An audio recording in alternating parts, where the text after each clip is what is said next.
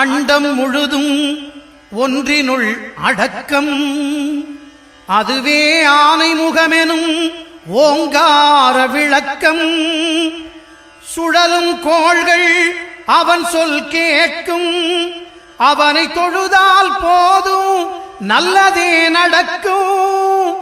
ஆனை முகனை தொழுதால் நவக்கிரகங்களும் மகிழும்.